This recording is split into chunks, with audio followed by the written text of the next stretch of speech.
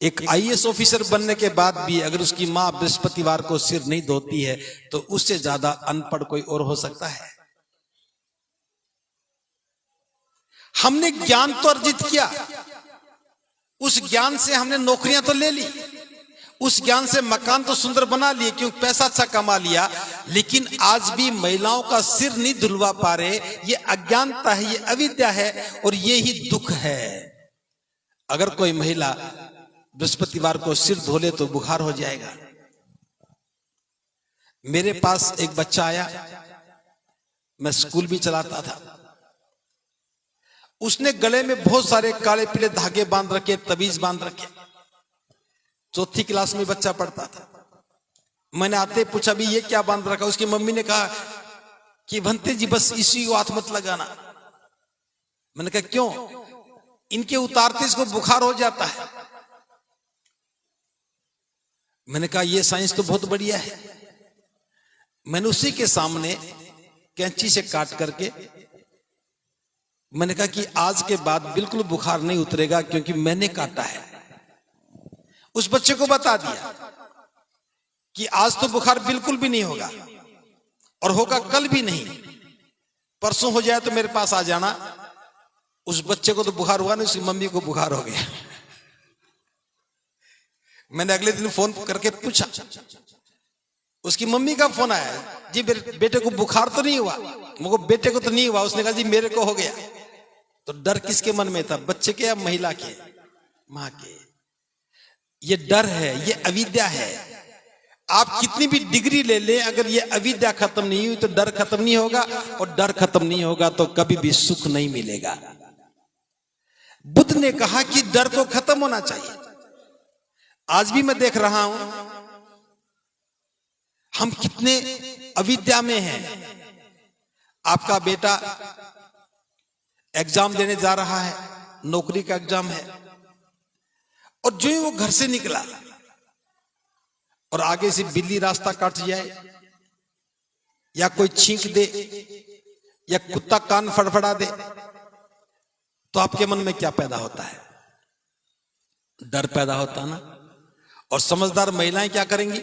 बेटा वापस आ जा, एक गिलास पानी पी ले, ताकि बिल्ली ने रास्ता काटा वो रिपेयर हो जाए। कुत्ते ने कान फड़फड़ाया, कुत्ते का अपना मकसद था, कान में मक्खी बैठी होगी, वो अपने कान से तो उड़ाएगा। कुत्ता अपना काम कर रहा है, बिल्ली अपने भोजन की तलाश में जा रही है। आपका इम्तिहान, बेटे का इम्तिहान दिल्ली में था, बिल्ली यहां घूम रही है, इम्तिहान दिल्ली में है और घबरा मम्मी रही है। हम अविद्या में जीते हैं। इस अविद्या को नष्ट किए बिना, इस अविद्या को खत्म किए बिना जीवन सुखी नहीं हो सकता। अब सारी महिलाएं एक अवधारणा में हैं। अवधारणाएं भी कैसी हैं? मेरी बात ध्यान से सुनना। अगर कोई पुरुष बाल बड़े बड़े कर ले तो आप सभी क्या कहेंगे कि बुरा लगता है। देखो उसके बाल कितने बड़े बड़े हैं, कितना बुरा लगता है। और कोई महिला बाल कटवा ले तो क्या कहेंगे? देखो परकटी सी दिखती है। अब ये कौन तय कर रहा है कि महिलाओं के बाल अच्छे लगते हैं? लंबे बालों में तो महिलाएं अच्छी लगेंगी और पुरुष बाल लंबे कर रहे तो बुरा लगेगा। महिलाएं बाल कटवा ले तो बुरी लगेंगी, पुरुष बाल बड़े कर ले तो बुरा लगेगा। अब ये अवधारणाएं हैं, ये अविद्या है। बालों का सुंदरता से क्या संबंध? अगर बालों का सुंदरता से संबंध होता तो पुरुष भी लंबे लंबे बाल रखते, और हम तो बिल्कुल भी नहीं रखते। लिस्ट में हमारा नाम तो कभी भी नहीं आ सकता। सिर्फ मैं बता रहा हूं, हम अविद्या में जीते हैं। पूरा जीवन हम अविद्या में जीते हैं और इस अविद्या के कारण हम दुखी रहते हैं। इसका समाधान क्या है? बुद्ध कहते हैं कि इसका समाधान यह है कि सबसे पहले हम स्वीकार करें कि यह अविद्या है। सारी महिलाएं चूड़ियां पहन के बैठी हैं। पढ़ाया गया कि चूड़ी पहनना कायरता है, लेकिन महिलाओं को समझाया गया कि चूड़ी सुहाग है।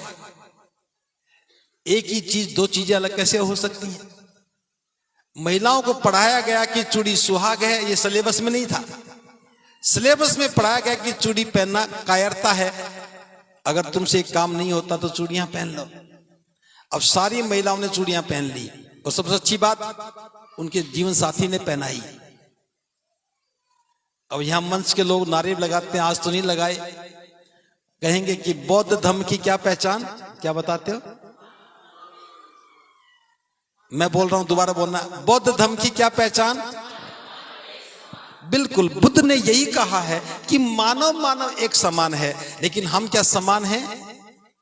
अगर एक समानता का भाव है तो आज सभी उपासिकाएं मेरा कहा मान लें। आपने 4 चूड़ियां पहन रखी हैं तो 2 अपने जीवन साथी को पहना दो, मानव मानव एक समान।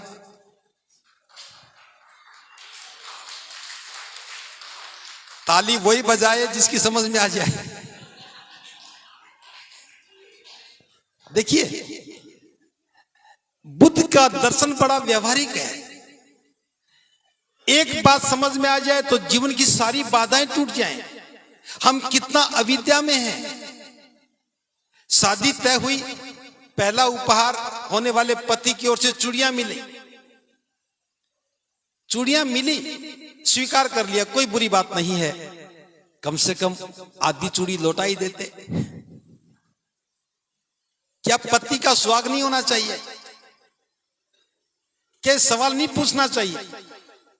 अगर चूड़ी पहनना सुहाग है तो पति बिना सुहाग के क्यों घूमे? या तो चूड़ी एक उनको भी पहना दो, या अपनी उतार के खुट्टी के टांग दो। अगर मैं ये कहूंगा तो पता क्या होगा? घर में झगड़ा शुरू। हर महिला कहेगी, अरे तुम्हारी चूड़ियों क्या हो गया, हाथ बड़े बुरे लगते हैं। अब हाथ बुरे लगते हैं, ये अविद्या है। पुरुष चूड़ी पहन ले तो लोग क्या कहेंगे, अरे तुम्हारे हाथ बुरे लगते हैं, ये अविद्या है। इस धारणा में बंध जाना ही अविद्या है, प्रज्ञा नहीं है। हम कितने पढ़ लें, धारणाओं से नहीं लड़ पा रहे। इन धारणाओं में बंधे होने का नाम ही दुख है। बुद्ध कहते स्वीकार करो कि ये अविद्या है, और जब स्वीकार करते हैं तो उस अविद्या से बाहर निकला जा सकता है। और अविद्या से बाहर निकलने के लिए बुद्ध ने मार्ग बताया, मैं आज नहीं बता पा रहा हूं क्योंकि लंबा समय हो जाएगा। जब हमें लगेगा कि ये कायरता है, जब हमें लगेगा कि बिल्ली ने रास्ता नहीं काटा, बिल्ली तो अपने मकसद से जा रही थी, मैं अपने मकसद से जा रहा हूं, बिल्ली का मेरे रास्ता काटने से क्या संबंध? कुत्ते ने अपना कान फड़फड़ाया तो अपनी मक्खी उड़ा रहा था, मेरे पास भी अगर मच्छर काटेंगे तो मैं भी प्रयास करता हूं, उसका मेरे काम से क्या संबंध? हम निर्भय हो जाते हैं।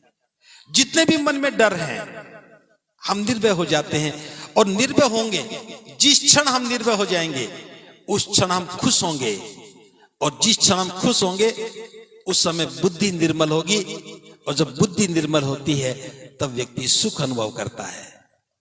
बुद्धि का निर्मल हो जाना ही सुख है।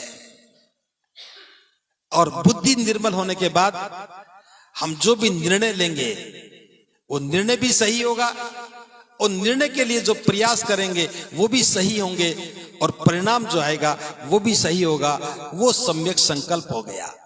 सम्यक दृष्टि बुद्धि का निर्मल होना है, और सम्यक संकल्प उस क्षण में बुद्धि की निर्मलता के साथ जो निर्णय लिया, जो प्रयास किया, उसके परिणाम बेहतर आए, बुद्धि की निर्मलता और बढ़ जाती है। ये प्रज्ञा है। ये पाठ हमसे छूट गया। जीवन को श्रेष्ठ बनाने के लिए हमें प्रज्ञा में जाना चाहिए था, और हम ज्ञान की बात करने लगे। ज्ञान क्या है? जानकारियों का संग्रह ही तो ज्ञान है। आप मुझसे पूछो कि पानीपत का युद्ध कब हुआ, हो सकता मैं ना बता पाऊं। मुझसे पूछो कि प्रकाश की गति कितनी है, हो सकता ना बता पाऊं।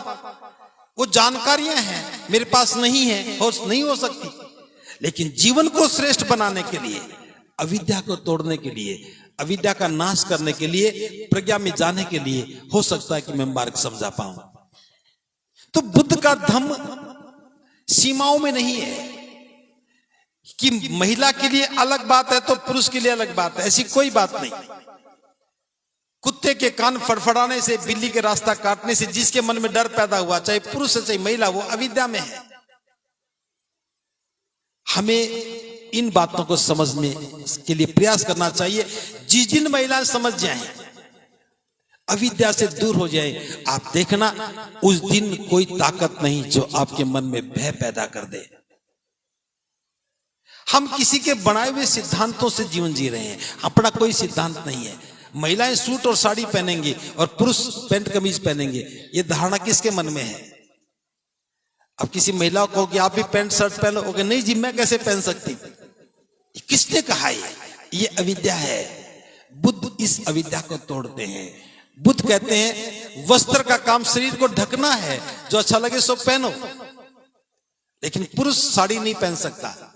महिला संकोच करती है, वैसे पहना पहनने में लड़कियां पहन लेती हैं। अभी समय बदल रहा है और बदलेगा, लेकिन सबसे पहली बात हमें अविद्या को दूर करना चाहिए। बुद्धि निर्मल हो जाए तो धम्म समझ में आ गया, किसी की भी हो जाए